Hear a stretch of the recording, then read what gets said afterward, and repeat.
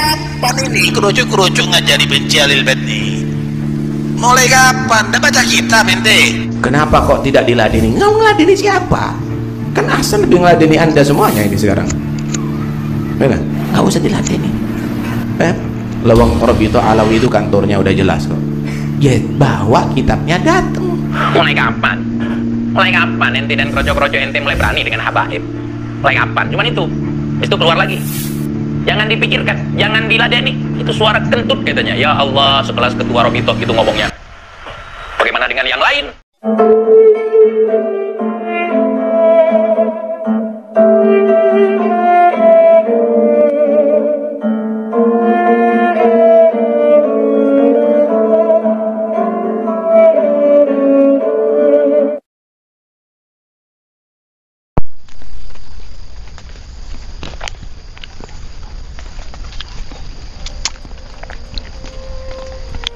Assalamualaikum warahmatullahi wabarakatuh. Sahabat Nahkoda dimanapun kalian berada, semoga kita semua selalu dalam lindungan Allah Subhanahu wa Ta'ala. Salam persaudaraan dari Aceh untuk teman-teman yang ada di seluruh Nusantara, dari Sabang sampai Merauke, dari Miangas hingga Pulau Rote. Salam untuk teman-temanku semuanya yang ada di seluruh penjuru bumi tentunya, yang mengerti bahasa saya dari bangsa manapun kalian, suku manapun, daerah manapun. Salam persaudaraan. Untuk sahabat-sahabatku, rekan-rekanku, saudara-saudaraku semuanya, baik yang membenciku dan yang mencintaiku, kalian semua adalah saudaraku. Oke, untuk menonton video ini jangan di-skip biar tidak gagal paham. Di kesempatan kali ini saya ingin mereaction sebuah video dari Teguh Iqbal Johar ataupun TIJ, di mana di dalam video tersebut TIJ menanggapi diamnya bungkamnya Habib Taufik Assegaf, ketua Rabithah Alawiyah, ya, orang yang paling bertanggung jawab dalam hal ini, dalam hal polemik nasab Ba'alawi. Jadi seperti itu. Oke, seperti apa videonya? Jangan di-skip biar tidak gagal paham.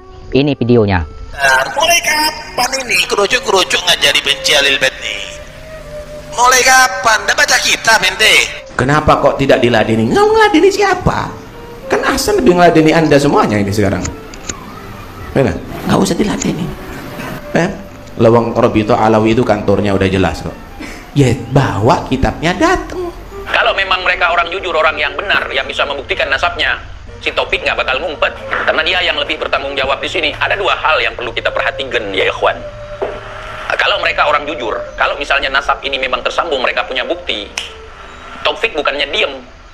Kenapa? Kalau dia diem, berarti dia membiarkan umat ini dalam kekacauan, dalam kontroversi, dalam ribut.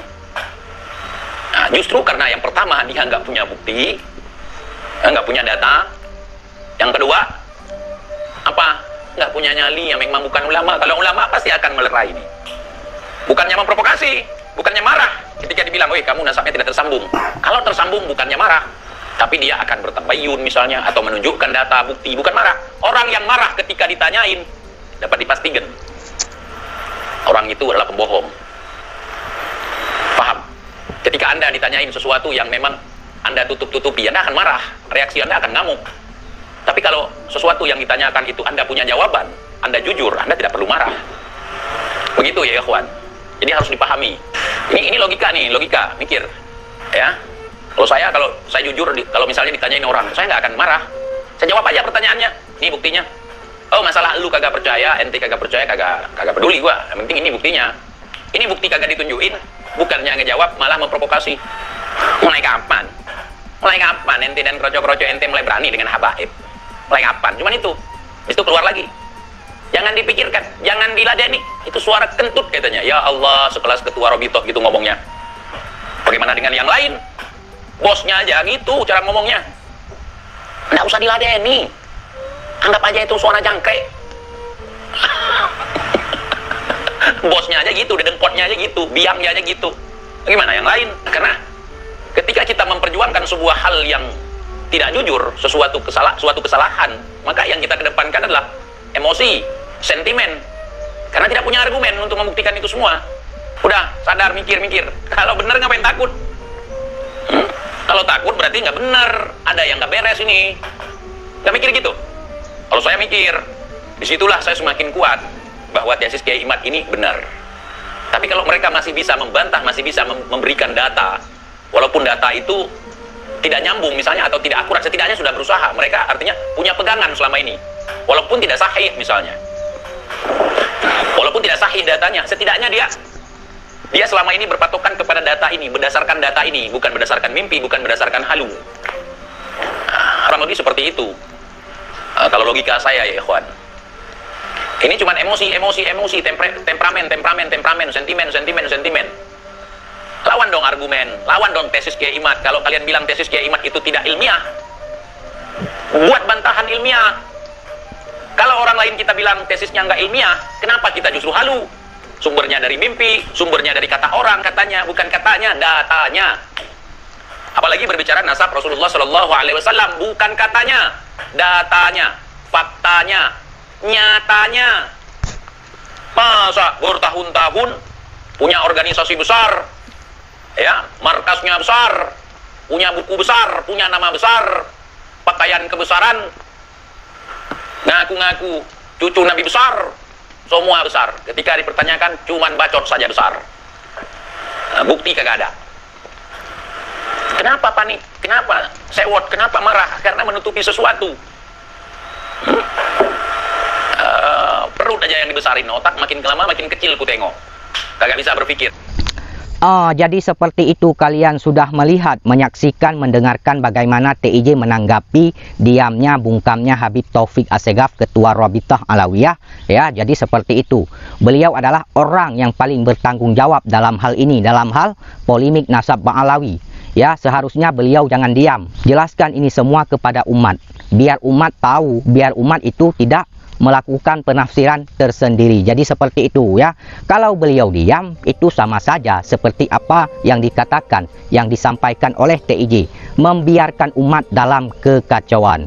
Jadi kurang lebihnya seperti itu ya. Kalian simpulkan sendiri, kalian nalarkan sendiri, kalian pikirkan sendiri. Kenapa Habib Taufik Assegaf tidak mau meladeni, tidak mau melayani debat ya kan dengan Kiai Imad? Karena yang pertama, Habib Taufik Assegaf mungkin tidak memiliki data, makanya tidak berani, makanya bungkam. Jadi seperti itu ya. Berhari-hari, berbulan-bulan, bertahun-tahun mengklaim, mengatakan bahwa nasab mereka itu paling absah, ya, paling masyhur, tersambung ya. Ketika ada orang yang membuat penelitian yang mempertanyakan keabsahan nasab mereka, malah mereka diam, bungkam, tidak bisa mereka bantah, tidak bisa mereka membuktikannya. Kacau tidak? Orang-orang yang berjuang sekarang seperti Teku Mudakori, seperti Kiai Imad, itu resikonya besar. Ketika Kiai Imad membuat penelitian terhadap nasab Ba'alawi, beliau pasti akan dikatakan, di-framing, diklaim oleh orang-orang pendukung Ba'alawi sebagai pemecah belah umat, sebagai orang pembenci anak cucu Nabi. Itu sudah pasti. Banyak klaim yang saya lihat, framing-framingan yang diarahkan, ditujukan kepada Kiai Imad dan kawan-kawannya. Jadi seperti itu ya. Di sini kita tidak mencari pembenaran, yang akan kita cari adalah kebenaran. Oke? Kemudian saya ingin mengatakan kepada kalian semua bahwasanya ya, polemik nasab Ba'alawi untuk saat ini, untuk detik ini belum ada titik temunya. Artinya tesis Kiai Imad belum terpatahkan, belum terbantahkan.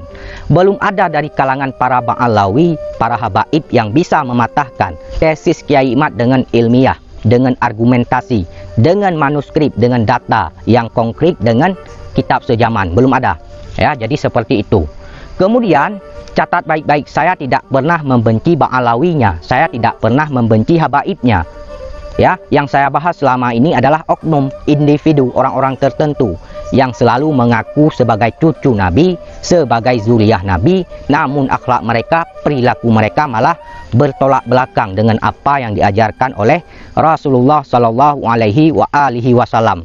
Naik ke panggung ceramah, mencaci maki orang, ya, merendahkan para kiai yang tidak sejalan, tidak sependapat dengan mereka. Jadi seperti itu. Kemudian saya tidak pernah menafikan keturunan Rasulullah. Jadi jangan salah-salah. Saya percaya bahwa keturunan Rasulullah Shallallahu Alaihi Wasallam itu masih ada dari dulu sampai sekarang.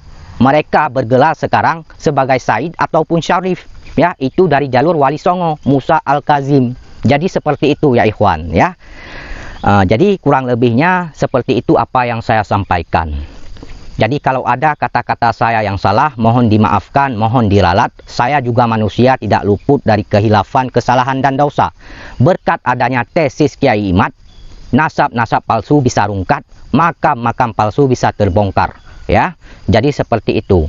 Oke, terima kasih, itu saja. Wassalamualaikum warahmatullahi wabarakatuh.